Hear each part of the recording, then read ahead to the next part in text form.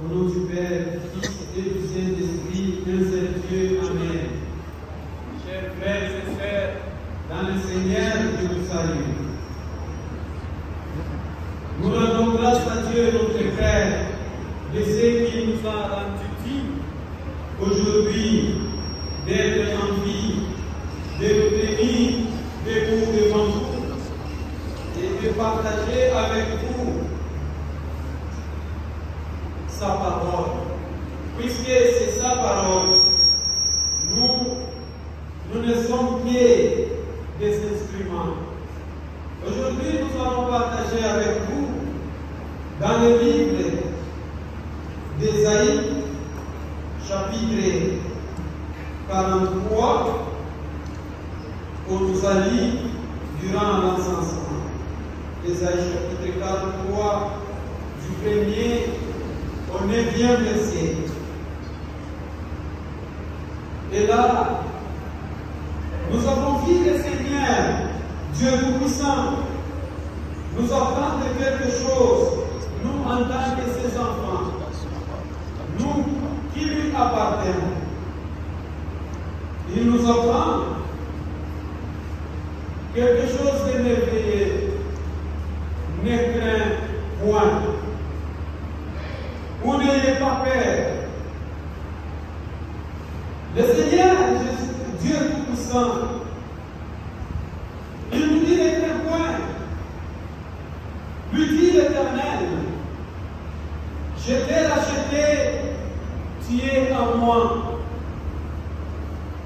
Quelque chose de merveilleux. Dans ce monde où nous sommes entourés de loups, de lions, de mauvaises personnes, naturellement l'homme a peur. L'homme se pose des questions. L'homme, il ne sait pas demain ou aujourd'hui même qu'est-ce que va devenir sa vie. Mais l'Éternel, Dieu Tout-Puissant, Créateur du ciel et de la terre, il nous dit, ne crains point. Je t'ai racheté. Pour moi, je dis que c'est le Seigneur Jésus-Christ qui est en train de nous parler directement. Puisque c'est bien lui qui est venu et il nous a rachetés par son sang. Il nous a rendus libres. Il nous a rendu notre liberté. La liberté que toi et moi, nous avons perdue à cause de nos péchés. La liberté que nous avons perdue quand nous avons donné nos oreilles au serpent dans le jardin d'Éden. Nous avons écouté les serpents et il a corrompu notre âme. Et nous voici, nous étions chassés du jardin d'Éden. Il a fallu que le Seigneur Jésus-Christ puisse venir nous dire en Jean chapitre 12 en disant, ne crains point petit troupeau, car il a plu au Seigneur ou à Dieu, ou il a plu à votre Père de vous donner le royaume. Oui, Dieu nous dit aujourd'hui de ne pas craindre, parce qu'il nous a rachetés. Lui qui n'a pas commis de péché, lui qui est né saint, lui qui a accepté d'être maltraité, malmené, tué sur la croix à cause de toi et moi. Il nous dit aujourd'hui, ne crains point, je t'ai racheté. Ne crains point. Comme ces paroles résonnent délicieusement dans nos oreilles, nous qui sommes les résidus de celles-là qui ont accepté de suivre le Seigneur Jésus-Christ, nous qui sommes les résidus de ces fidèles qui ne veulent pas ou qui n'aiment pas et qui n'aimera jamais servir les idoles. Nous servons le Seigneur, Dieu Tout-Puissant, pas les idoles. Alors il nous dit à nous de ne pas craindre les idoles. Des fois, ça nous effraie, surtout nous les Africains. Quand tu circules ou tu te promènes quelque part et que tu trouves une statuette, même dans la maison de quelqu'un, tu vas entendre l'Africain dire sans effet, surtout nous les Congolais, sans effet, sans effet. Oui, sans effet. Est-ce que Dieu est contre les statuettes? Non. Dieu n'est pas contre les statuettes. Mais il est contre l'adoration de ces statuettes. Regardez, même c'est là qui nous apprend que tout statuette, c'est un idole. Quand il part au musée, qu'est-ce qui se passe? Ils prennent leur téléphone, ils se prennent en selfie devant ces statuettes en disant ça c'est notre histoire. Ça c'est notre histoire. Quand ils partent en Europe, ils se prennent des photos même devant les statues de ceux qui nous tuaient. Les statues de ceux qui nous vendaient comme esclaves. Et quand il revient en Afrique, tout statue ou tout statuette est idole. Non. Nous, on ne craint pas ce genre de choses. Nous craignons Dieu. Nous craignons Dieu qui nous rassure aujourd'hui de ne pas craindre quoi que ce soit dans ce monde. Parce qu'il nous a rachetés. Le Seigneur Jésus-Christ nous a rachetés. Il est là, en train de nous guider. Il ne nous prend pas sa main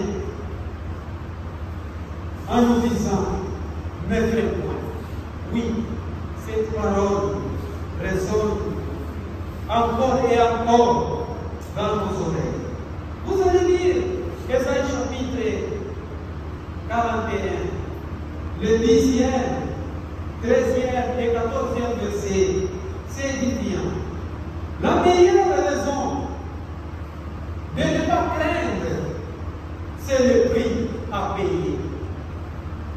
Le prix à payer nous donne la meilleure raison de ne pas craindre.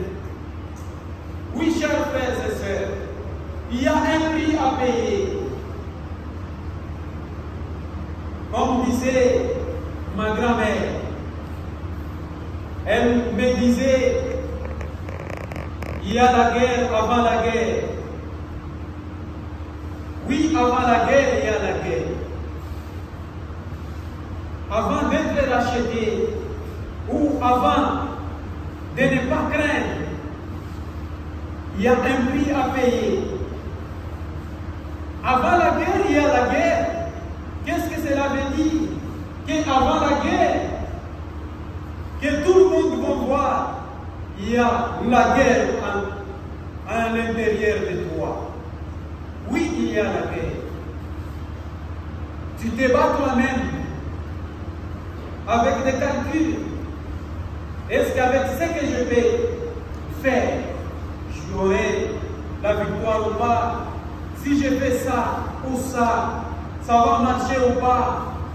C'est ça la guerre, avant la guerre. Oui, chers frères et sœurs, nous devons craindre ce Dieu qui est capable soit de nous racheter, soit de nous jeter dans l'enfer. Il est venu pour nous sauver. Il est venu pour nous aider. Le Seigneur Jésus-Christ venir nous aider. Dieu a payé un grand prix pour nous. Quand Dieu dit aux Israélites de ne pas avoir crainte, pourquoi ne pas avoir crainte? Parce que Dieu va payer un prix pour eux. Dieu a donné à Cyrus l'Égypte et l'empire de Sheba qui couvrait toute l'Égypte et qui couvrait toute l'Éthiopie et les alentours de l'Éthiopie.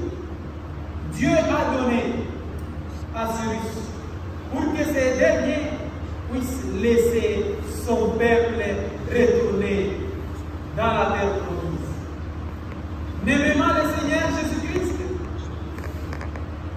il est venu, il a accepté de quitter toute sa gloire, d'aller même gêner dans le désert 40 jours et 40 nuits. Il a accepté d'être maltraité, d'être tué sur la croix à cause de toi et moi.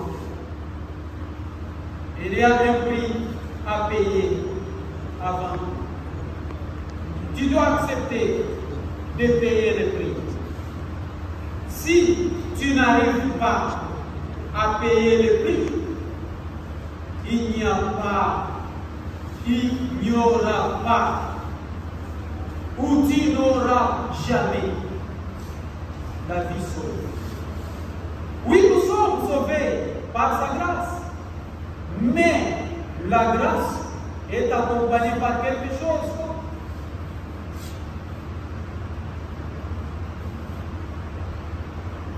Si tu n'es pas discipliné dans ta vie, c'est difficile d'être sauvé. Même s'il y a la grâce. La grâce, c'est comme l'argent que tu as à la banque. Dans ton compte bancaire, tu as 1 million de dollars. Et tes parents t'ont aidé. Mais toi-même, tu choisis d'être vagabond. Tu commences à vivre sur la rue. Et là, tu ne veux pas aller à la banque prendre ton argent. Tu ne sais même pas qu'il y a quelque chose à la banque pour toi. Est-ce que tu peux aller et bénéficier de ça? Non. Non. Alors, s'il vous plaît, chers frères et sœurs, nous devons être disciplinés dans notre vie. Celui qui est discipliné, il est mari, une seule femme, un seul mari. Celui qui est discipliné, il ne triche pas. Celui qui est discipliné, il ne peut pas aller le matin à l'église et le soir devant les idoles. Celui qui est discipliné, il ne peut jamais lire les revues pornographiques le matin, ou soit la Bible le matin et le soir les revues pornographiques. Non. Celui qui est discipliné, il suit ce que Dieu lui dit. Et c'est bien celui-là même qui bénéficie des paroles que Dieu nous dit aujourd'hui.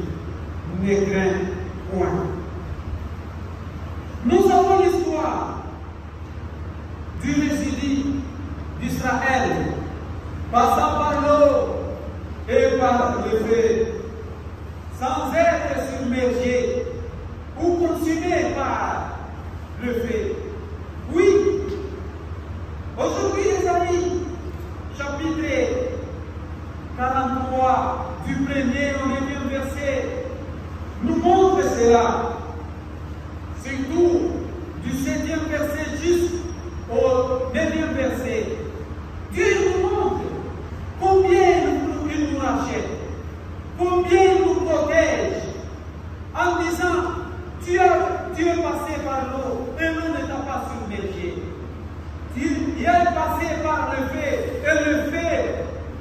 n'a pas consumé.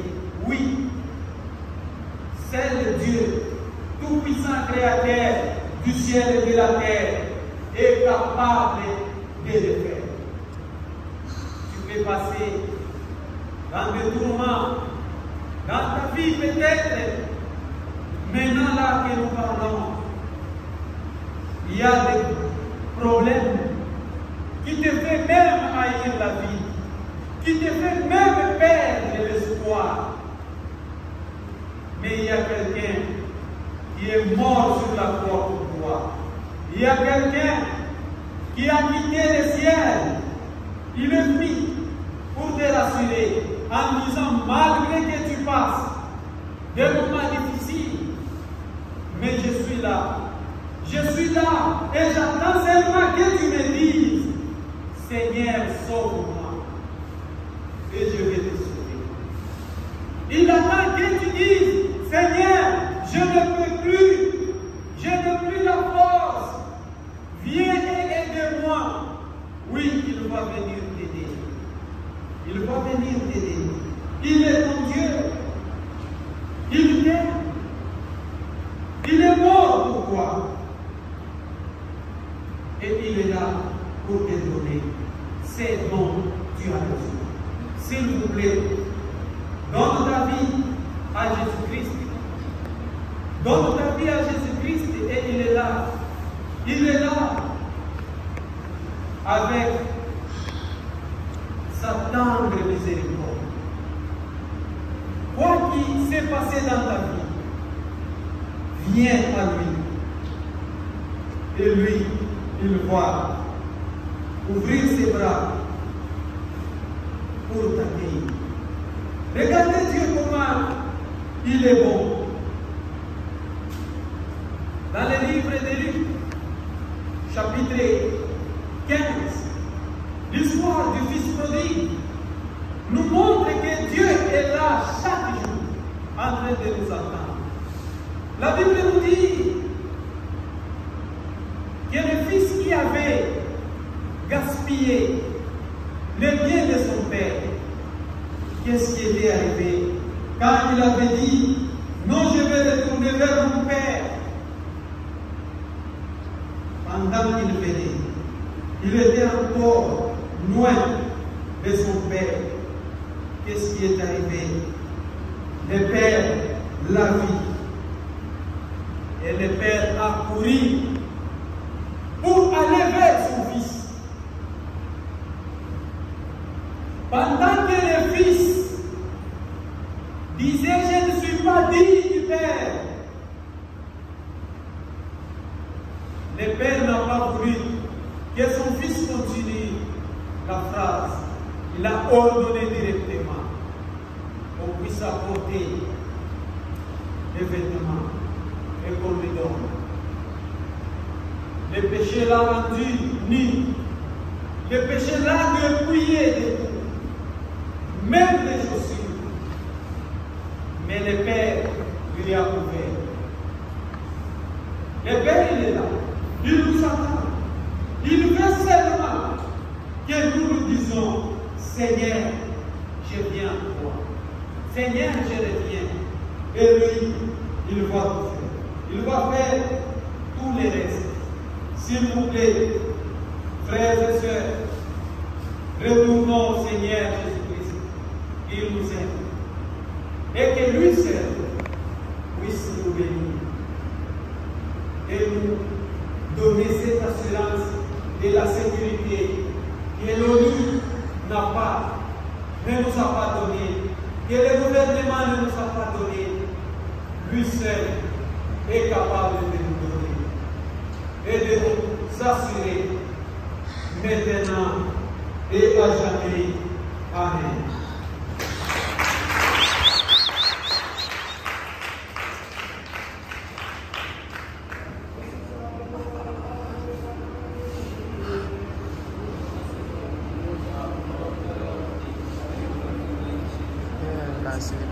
Nasari kawan muda isi sulan diwam, nasara to bawa kerja tuh, mang